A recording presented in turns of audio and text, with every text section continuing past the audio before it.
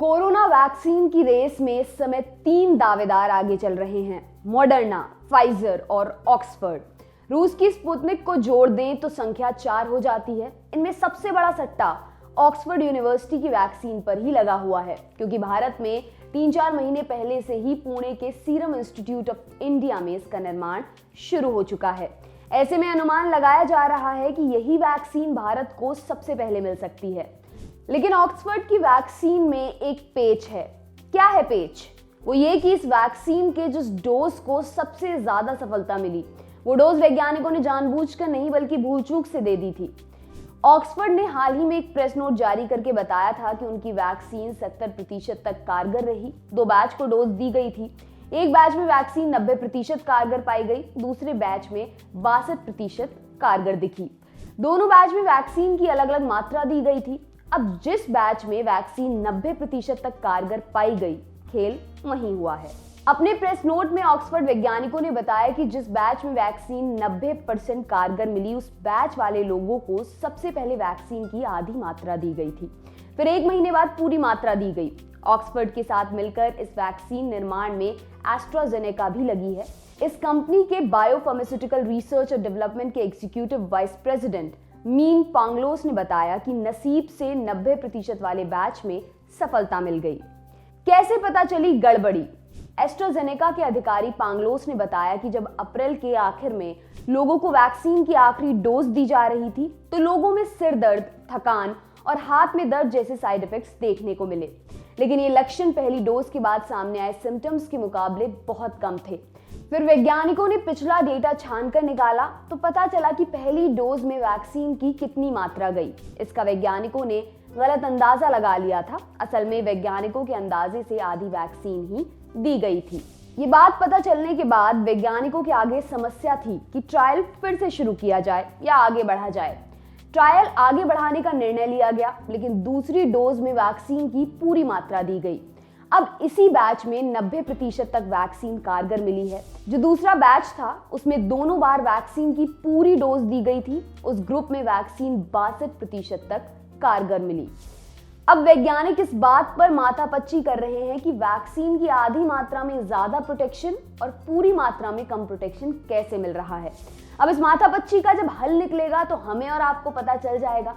लेकिन इस पूरे शोध की अगुवाई करने वाली ऑक्सफोर्ड यूनिवर्सिटी की प्रोफेसर सारा गिलबर्ट का मानना है, हो सकता है कि पहले आधी और बाद में पूरी डोज देने से शरीर का इम्यून सिस्टम ज्यादा मुस्तैदी से एक्टिव हुआ हो, बजाय दोनों बार पूरी डोज देने के मुकाबले। विज्ञान की भाषा में इस भूल चूक में मिली सफलता का भी मतलब होता है। इसे सेरेंडिपिटी कहते हैं। फौरी अनुवाद करें तो गलती करने के बाद भी नसीब जाग जाना। आगे क्या होगा? आगे अभी वैक्सीन को नीति निर्माताओं और बाकी सभी के सामने रखा जाएगा। ये नसीब वाली बात भी बताई जाएगी।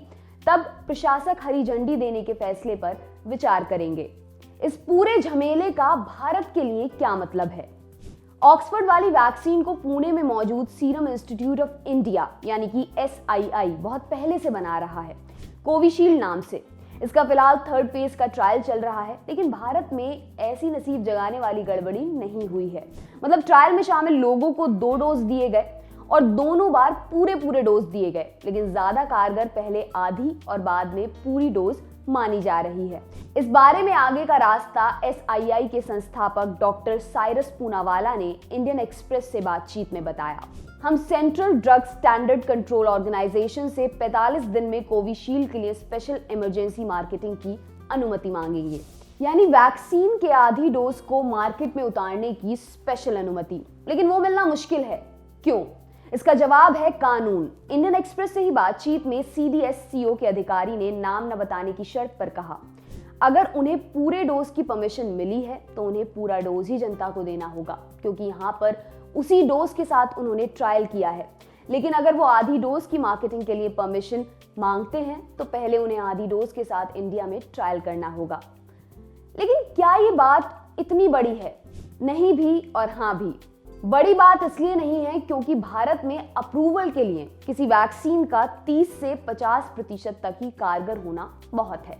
2 फुल डोज वाली कोरोना वैक्सीन तो 62% तक कारगर है। लेकिन दुनिया की सबसे बड़ी वैक्सीन कंपनी SII की ये दिक्कत इसलिए बड़ी भी है क्योंकि आगे आने वाले समय में कई कंपनियां अपनी वैक्सीन बाजार में लेकर आएंगी। ऐसे में जानकार मानते हैं कि वैक्सीन के कारगर होने के प्रतिशत में बड़ा अंतर होना मायने रखता है।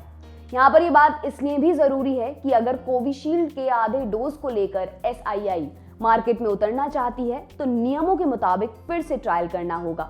ऐसी स्थिति में कुछ देर और हो सकती है, लेकिन रेस में दूसरी वैक्सीन भी हैं। अब उन्हें इंपोर्ट करना होगा, जबकि ऑक्सफोर्ड वाली वैक्सीन लंबे समय से इंडिया में ही बन रही है। इस बीच बता दें कि सीरम इंस्टीट्यूट में कोरोना वैक्सीन की तैयारियों का जायजा लेने खुद प्रधानमंत्री नरेंद्र मोदी 28 नवंबर को पुणे जाएंगे। इसकी पुष्टि पुणे के डिविजनल कमिश्नर सौरभ राव ने की है। सौरभ ने यह भी बताया कि 4 दिसंबर को करीब 100 देशों के राजनयिक भी पुणे आने वाले हैं। ये लोग सीरम इंस्टीट्यूट और जिनोवो फार्मास्यूटिकल भी जाएंगे। इन खबरों से उम्मीद जगी है कि अब कोरोना की वैक्सीन मिलने में ज्यादा दिन नहीं है। आपके लिए खबर लिखी हमारे साथी सिद्धांत ने। मेरा नाम है दिव्यांशी। देखते रहिए दी लल्लन टॉप। शुक्रिया।